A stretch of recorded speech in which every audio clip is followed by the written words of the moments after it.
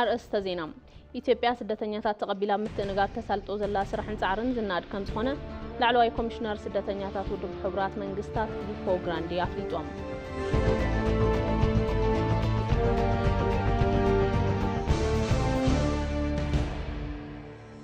ባይቶ ከልተ ህዝቢ ምክትል አካብ ቦርድ መረፃን ሹመትን ክልተ አባላት አጽዲቆም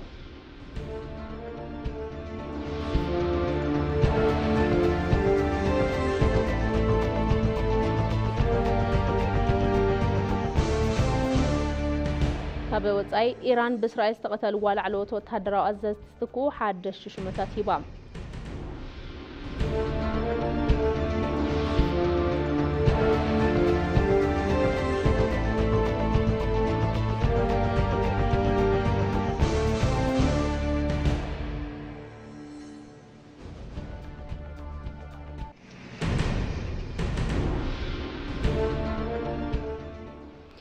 سلام دعنا هبلي كم يتمسيو زخبركم تملكتنا كاب إتيفي مدب أنقاط قرنيا على توم عدزينا خاب ساعة جميرون أو هم كبليو معدزينا أنا مرحبون نازريت بريو حبيركم كتانيحي فلما حد صرت زيناتات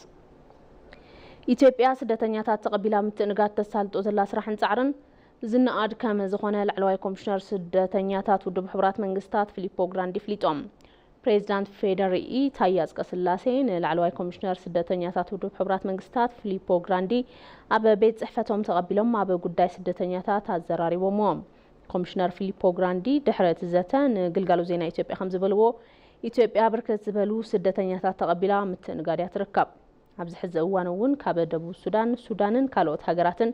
سدتنياتاتنا تقبلت كم زخونة حبيرهم إثيوبيا سدتنياتات تقبلا متنقار تسالت أزلا سراحن سعرن زنار كم زخونة بمقلاص نزجما زقبر دقاف كم زتأناخر تزاريبهم توسخون إثيوبيا سدتنياتات مقبالة متنقارن تسالتو زلا سنة سراح علم نخم حبر الساب نخفلتون دقاف نخقبرن بتخورت كسر رحيلهم نتزاتا استخطات الأونا دايركتر قلقالو سدتنياتاتن تملستن تأيوا حسن بقدان بريزيدنت فيدرالي تاياز قسلاسي مثل علواي كومشنر سدتنياتات ودب حبرات منقستات فيليبو غراندي زقبر وزتا وزيتاو همزنا برقاليتن بفلاي دما بقداي اب إثيوبيا زركاو سدتنياتات كمون سدتنياتات زقبر دقاف اب زتأناخرلون تزامت زعباتاتن سافي زتا مقبارهم قليتن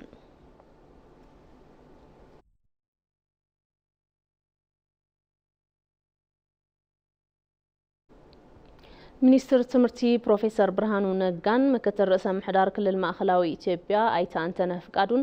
ኣብ ዞባ ከምባታ ሓፈሻዊ ላዕለዋይ ካልኣይ ብርኪ ቤት ትምህርቲ ሽሽንቾ ተረኺቦም ናይ ሻድሻይ ክፍሊ መዛዘሚ ፈተና ኣጀሚሮም ፕሮፌሰር ብርሃኑ ነጋ ካብ ስርቅን ምድንጋርን ብዝፀረየ መንገዲ ጠንኪርኩም ፈተናኹም ስሩሑ ብምባል መልእኽቶም ኣመሓላሊፎም ተምሃሮ ባዕሎም ናይ ምትእምማን ዓቕሞም ክብ ብምባል ተወዳዳሪ ዜጋ ብምዃነ ምዕባለ ዝሃገር ብፅሒቶም ምንባር ከም ዝኽእሉን ተዛሪቦም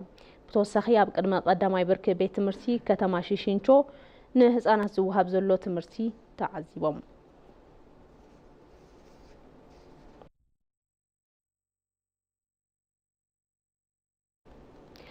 ተለዋዋጥን ዘይግመትን ኣብ ዝኾነ ነባራዊ ኩነታት ዓለም ብሄራዊ ረብሓ ኢትዮጵያ ንምርጋጽ ኩሉ መዳያውን ዝተወደውን ስራሕቲ ዲፕሎማሲ ምጥንኻር ከም ዝግባእ ሚኒስትር ዴኤታ ሚኒስትር ጉዳያት ወፃኢ ኣምባሳደር ሃድራ ኣበራ ገሊጾም ሚኒስትር ጉዳይ ወፃኢ ኢንስቲትዩት ጉዳይ ወፃኢን ምስ ቋሚ ኮሚቴ ጉዳያት ርክብ ወፃኢን ሰላምን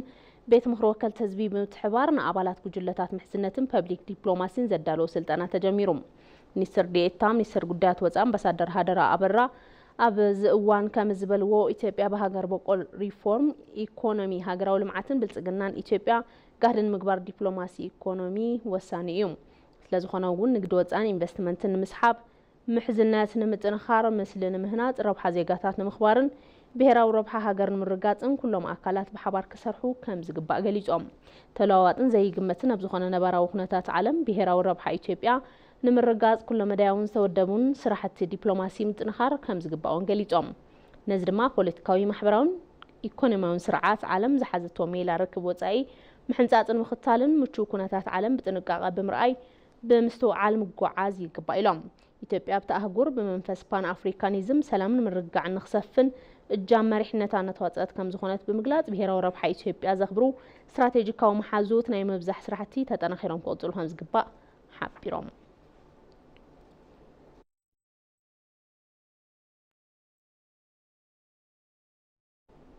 أب كتما أديس أبا كفلا كتما نفاس الكلافتو كباب الجرمن أدبابي أب مهنات زركو منبر أبايتي يزازمو ألو قبلا كنتيبو أدانشو أبي قليتن سأقا منبر أبايتي المقلال بسلوت أفزات أمانت ريت المهنات بفلويت أمتاي سرحال ليلن اتن كنتيبام أب كتما أديس أبا منبر أبايتي بغلطفن ريتن بستفلاليو ممارات ستات مهنات بفلويت أمتاي سرحال ليلن كنتيبام محدار كتما أديس أبا أدانشو أبي أب كتما أديس أبا منبر أبايتي بغلطفن ريتن مهنات بفلويت أمتا يسرح خمزلون حبيران اتن كنتيبا أب كفلا كتما نفاس الكلافتو كبابي جرمن أدبابي مهنات زركو منبر أبايتي زبط حلوان بركع بيت تملكي تانين قبت اوان نبرت كتما أديس أبا دليت منبر أبايتن مملا تفلاليون مرأستات منبر أبايتي هنت مهلاون تعذيبا ترف صراحتي بغلطوف وززام توسخت صراحة هنزات أبايتنا مكياد دماتت أنا خيرهم كم تغطلو زلوان أمنت قليزان هنزات منبر أبايتي نبرت كتما أديس أبا نمكلال سابول كهفتي هنزات منبر أبايتي زلوم تساتفهم اسم انقستي بموخان تساتفهم زيادة نخعبيو اتن كنتيبا تسويعين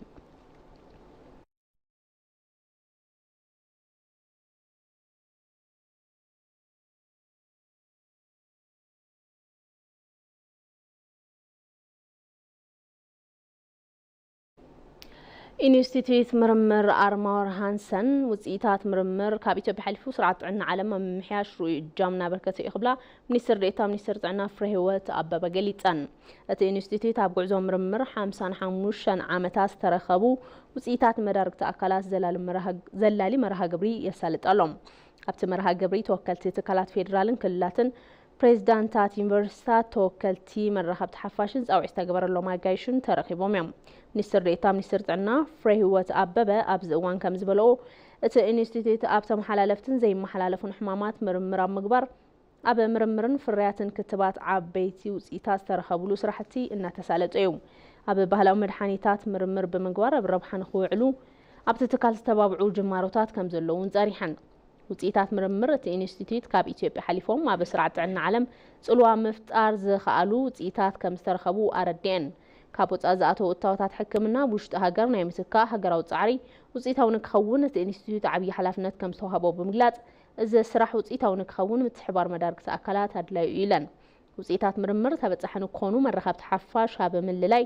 እጃሞም ክዋፅኡ ከም ዘለዎም እውን ተዛሪበን ዋና ዳይሬክተር ኢንስቲትዩት ምርምር ኣርማወር ሃንሰን ፕሮፌሰር ኣፈወርቅ ካሱ ብግደኦም ውጽኢታት ምርምር እቲ ትካል ኣብ ተፈለጥቲ ዓለም ለኸ ጆርናላት ብበዝሒ እናወፁ ከም ዝኾኑ ገሊፆም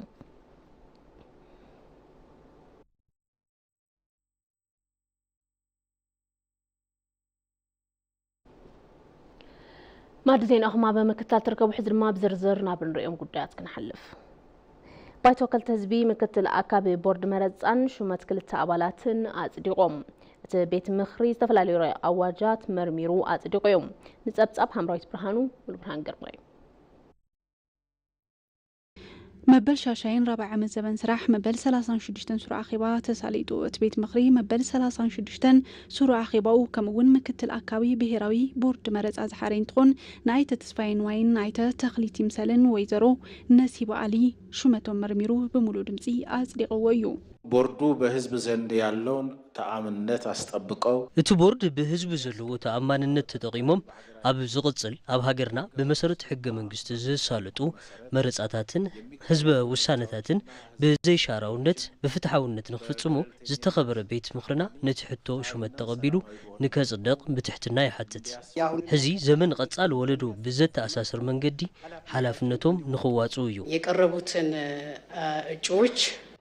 زقربوا كلهم حسيات تأماننتهم بزرقاقز ملكة هيوت تاريخهم سلازردقوا بوغني نزو سيدنا تنصدق زبريتو لاني አመሰግናለሁ የምትቃወሙ يغني اللي التقاوموا إلكم موصو بمسارة زي اتشمات بخلت دمس تعقبون بلعل دمسي صديق الله أتبيت مخرياب زسالة علو رغي أواج وعلو سرح وزا إثيوبيا غريبو بتوم أبالات حسب استوابل لنتخون أترغي أواج نلم عسب هافتن نقوامي قدات تكنولوجي استمر حنتخون مداتون أتبيت مخري أب حالو أزواتن كوارانتين بزملكات زقرب أواج بممرمار زرعي قولتات نخرمو نقبرنا قدات قوامي كوميتي بمولو دمسي حليفو زي تزارعون زي سرعون حبريتات تكالو هلونا بحدقة ساتيحهم محبرسبات أقامات مسارات كحزو قدوم زعزة بمخانوت انك أغموسار كمزقبات قليتهم تكالو دوتا زلوهم محاور حق أو نت حبريتان متزراي كتايش كام زلوون يستحبرم نتسأبسأب من تسونوت يلما منها سلام مرسا مراقب تحفش كنت سيحبو محبرسب سلامة ونابرو كيهوك كاب منقح بززللة ساقمات انت سيحبو مكوا زقوانفو حدقاتتن منكاي بزخل الأقباب كنتفو كمزقباء سمويا يقلتو تقروتشن مقرف ጸገማት መፍታሕ ብውልቀ ሰባት ማሕበረሰብ ብትካላት በሃገር ክበጽሑ ዝኽእሉ ዝኾነ ዓይነት ነገራት ኣቐዲምካ ብምእማጥ ፍልፍል ጎንፂ ክኾኑ ዝኽእሉ ነገራት ቀዲምካ መፍትሒ ናይ ምቕማጥ ምሕባር ጸገም ከይስዕብ ካብ ፍልፍሉ ናይ ምጽብጻብ ምምሃርን ምልላይን ዕማማት ክሰርሑ ኣለዎም ተባሂሉ እዩ ዝሕሰብ። የኢትዮጵያ ሚድያታት ኢትዮጵያ ንሰላምን ሃገራዊ ረብሓ ሃገር ምንጣፍ ቀንዲ ዛዕቦኦም ክገብርዎ ግድን እዩ። ኣብ ምድላው ዜና አዲስ ቀን ጋሻ ኮይኖም ጻኒሒት ዝገበሩ ኣብ ዩኒቨርሲቲ አዲስ አበባ መምህር ጋዜጠኝነትን ኮሙኒኬሽንን ዶክተር ዮሐንስ ሽፈራው ናይ ሓሶት መረዳእታታት ተደጋጊሞም ተበጻሕ ብዝኾኑ ቁጽሪ ዓበይቲ ተባሂሎም ብዝፍለጡ ትካላትን ኣብ መንጎ ማሕበረሰብን ጥርጣረ መሰረት ክሕዝ ይገብሩ ይብሉ። በአንድ ቀን የሆነች ነገር አለፈች በሚቀጥለው ሌላው ያልፋል። ገለ መዓልቲ ገለ ሓሳብ ይፍኖ ኣብ ዝቕጽል ካሊእ ክሓልፍ ይግበር ብኸምዚ ኣግባብ ዝውህለል ከይዱ ኣብ ኣእምሮ ማሕበረሰብ ክፈጥሮ ዝኽእል ኣሉታዊ ጸቕጥታት እዩ ምርኣይ ዘገድስ። ከም ኣብነት ዝኾነት ደቃቕ ዛዕባ ኣልዒሎም ኣብቲ ሕጋዊ መስርሕ ትካል ናይ ሓሶት መረዳእታ ክፍኖ ብዝተገበረ ቁጽሪ ሰባት ኣብቲ መስርሕ ዝረበበ ጸገም ከም ዘሎ ክሓስቡ ይገብሮም። ኣብ ልዕሊ ፖሊስ ካብ ዝተፈላለዩ ሸነኽ ስሑት ሓበሬታ ብዝተወዝዐ ቁጽሪ ምስሊ ፖሊስ ምናባዊ ገዛእነት ክህልዎ ይገበር። ከምዚ ዝኣመሰሉ ትካላት ንሃገር ከርና ኣድለይቲ ከም ምዃኖም ሰባት ኣብዞም ትካላት እምነት እሕዲሮም እዮም ስግሙ ናብሮኦም ዝቕጽሉ እሞ ኣብዘን ትካላት ሰባት ምትእምማን ክስእኑ እቲ ውህሉል ሓበሬታ ዝሰርዕ እንተኾይኑ እቲ ጽልዋ ቀሊል ተባሂሉ ዝሕለፈ ኣይኮነን። ላዕላይ ርኢና ንሓልፎ ኣይኸውንን ናብ ውሽጢ ዘሊቑ ልዑል ሃገራዊ ጸገም ከስዕብ ዝኽእል እዩ። እዚ ብምዃኑ ጉጉይ ሓበሬታታት ብዝተበራኸቱ ቁጽሪ ዘስዕብዎ ጸገም ልዑል ብምዃኑ ሓበሬታታት ዘጻሪ ትካል ክህሊ ይግባእ ዝብሉ ድማ ኣብ ዩኒቨርሲቲ ወላይታ ሶዶ መምህርን ተመራማርን ርክብ ህዝብን ኮሙኒኬሽንን ተሻለ ተገነዮም። በእኔ እምነት ጠንካራና ገለልተኛ የሆኑ ብናተይ እምነት ጥንኩርን ዘይሻራውን ሓቂ ዘጻርዩ ትካላት ክህልው ይግባእ። ካብዚ ብዝሰገረ ማሕበረሰብ እውን እንምገቦ ነገር መሪጽና ከም እንኹልሶ እንረኽቦ ሓበሬታታት ሓቃውነቶምን ፍልፍሎምን ብመንጽርታይ ከምዚ ጽብጾቡን ክሳዕ ንምንታይ ኣነ ክፈልጦ ተደልዩ ዝብል ሕቶታት ምቕራብን ምፍላጥን የድሊ። መራኸብ ተሓፋሽ ብመንጽር ዝተጣየሽሉ ዕላማ ግቡእነት ፈንወ ሓበሬታታትን ሓቃውነትን ከዳግጉ ይግባእ። እዚ ከይተገበረ ስራሕቲ ንዝሓሙ ትካላት ድማ ሕጋዊ ስጉምቲ ክውሰድ ከም ዝግባእ ተገሊጹ እዩ። ዜና ወጻኢ እስራኤል ኣብ ልዕሊ ኒውክሌር ጣብያታት ወተሃደራዊ ቦታታትን ኢራን መጥቃዕቲ ፈጺማ በቲ መጥቃዕቲ ላዕለዎት ኣዘዝቲ ሰራዊት ኢራን ተቐቲሎም ኣለዎም። ኢራን ንስዕቡ ኣብ ልዕሊ እስራኤል ኩናት ኣውጃ ትርከብ። ንጸብጻብ ኣለምነህ ዋሴ ዳሃብያሲ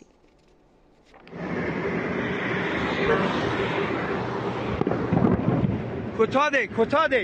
ሰላም ዝሓረሙ ማእኸላይ ምብራቕ ንዓለም በስተፈላለየ ኣንፈት ዘሰልፍን ኣሰላልፎ ሓይሊ ብወገንተኝነት ዝኸፍል ሓዱሽ ኩናት ተጀሚሩ ኣሎ። እስራኤል ለይቲ እቲ ዝተፈርሐ ኩናት ኣብ ኢራን ጣብያታት ኒኩለር ብምድብዳብ ጀሚራቶላ። እስራኤል ኣብ ጣብያ ኒኩለር ኢራንን ኣብቲ ሃገር ዝተፈላለዩ ወተሃደራዊ ቦታታት ሰፊሕ ጥቃት ኣየር ፈጺማ እያ። ኢራን ብዘለዋ ወተሃደራዊ ዓቕምን ቦታታት መፍረይ ኒኩለርን ስዒቡ ኣብ ስኒ ኣሜሪካ እስራኤልን ካልኦት ሃገራትን ኣትያ ጸኒሓ። እስራኤል ለይቲ ብዝፈጸመቶ ጥቃዓት እውን ወተሃደራዊ መራሕቲ ኢራን ሓዊሱ ሳይንቲስትታት ኒኩለር ቀቲላ እያ። ኣሜሪካ ወላ እኳ ኣብዚ ጉዳይ ኢደ እተኾን ትበል እምበር ኔታንያሁ ዘልዕልዎ ሓሳብ ምስ ትራምፕ ምግጣሙ ኣሜሪካ ብእስራኤል ኣቢላ መጥቃዕቲ ትፍጽም ትህሉ እናተባህለ ብተንተንቲ እናተገለጸ ይርከብ። መራኸብቲ ሓፋሽ ኢራን ከም ዝጸብጸብኦ ኢራን ብእስራኤል ዝተፈጸማ መጥቃዕቲ ስዒቡ ኣብ እስራኤል ኩናት ኣዊጃ ኣላይሉ ልዑል ምፍዳይ ሕነ ስጉምቲ ከም ትወስድ እዩ ዝግለጽ ዘሎ። ንእስራኤል ስዒቡ ብዙሓት መራኸብቲ ሓፋሽ ኢራን እትህቦ መልሲ ዝኸበደ ክኾን ከም ዝኽእል ተጽቢት ይግበር ይብሉ ኣለዉ እስራኤል ኣቐዲመ ሰፊሕ መጥቃዕቲ ጀሚረ ኣለኹ ትብል ብቐዳማይ ሚኒስተር ቤንያሚን ኔታንያሁ ቢላ እዚ ወፍሪ እስራኤል ኣንበሳታት ዝጀመርዎ ወፍሪ እዩ ክትብል እውን ትገልጽ እቲ መጥቃዕቲ ኣብ ኢራን ቀንዲ መፍረይ ኒኩለር ስፍራታት ሚሳኤል ኢራን ዝጠመተ እዩ ይኹን እምበር መጥቃዕቲ ኣቐዲሞም ዝጀመርዎ ቀዳማይ ሚኒስተር እስራኤል ቤንያሚን ኔታንያሁ ስጉምቲ መሊስካ ምጥቃዕ ኢራን ንሕና ናይ ምምላስ ዓቕሚ ኣለና ክብሉ ይገልጹ ኔታንያሁ ንእስራኤል ስጋት ዝኾነት ኢራን መሳርሒ ኒኩለር ክትዕጠቕ ኣይግባእን መሳርሒ ኒኩለር ኢራን ስጉምቲ ተዘይተወሲድሉ ኣብ ኢድ ራዕዳውያን ክኣቱ ይኽእል እዩ ይብሉ ነቲ መጥቃዕቲ ስዒቡ ምላሽ ኢራን ዝኸፍአ ክኸውን ይኽእል እዩ ብዝብል ስጋት ኣብ ዋና ከተማታት እስራኤል ንእስራኤላውያን ዓርሶም ንኽሕልው መጠንቀቕታ ይወሃበም ኣሎ ኢራን ኣብ ዝቕነ መርሃ ግብሪ ኒኩለር ኣመልኪታ ኣብ ሉዓላውነተይ ዝበጽሑ መጥቃዕቲ ሱቕ ኢለ ኣይሓልፍን ማለት ኣይዝከር ነዚ ስዒቡ መልሲ ኢራን ዝኸፍአ ክኾን ይኽእል እዩ ኣብ ሰዓታት ውሽጢ ክምለስ ይኽእል ተባሂሉ ተጽቢት ይግበር እዚ ኣብ መንጎ ሩስያን ዩክሬንን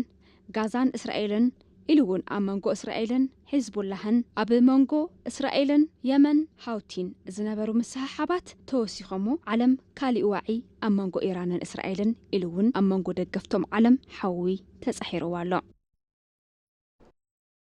ኢራን በእስራኤል ዝተቀተልዋ ላዕለዎት ወታደራዊ ኣዘዝቲ ዝትክኡ ሓደሽቲ ሽመታት ሂባ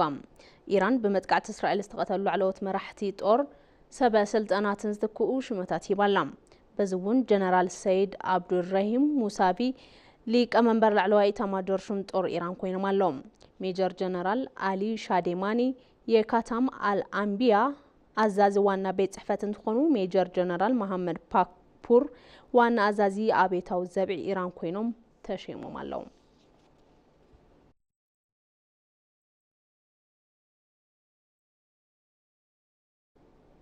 ማድ ዜና ቅድመ ምዝዛሙ ቀንዲ ነጥብታት ዜና ኢትዮጵያ ስደተኛታት ተቀቢላ ምትእንጋር ተሳልጦ ዘላ ስራሕን ጻዕርን ዝናኣድ ከም ዝኾነ ላዕለዋይ ኮሚሽነር ስደተኛታት ውድብ ሕብራት መንግስታት ፊሊፖ ግራንዲ ፍሊጦም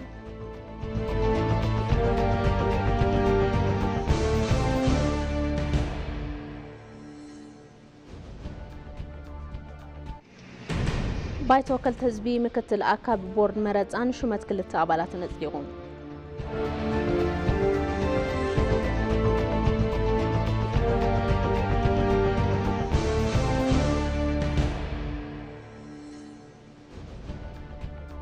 ካብ ወጻይ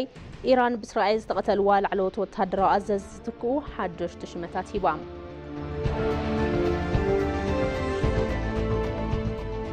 ዕለታዊ ማዕድ ዜና ዝተኸታተልኩሞ ነይሩ ንስለም ክታልኩም የመስግን ድሕሪ ሒደት ደቃይቕ ዝተረፉ ምድላዋት ክቕፅል እዮም ባይ ወገን ሰላም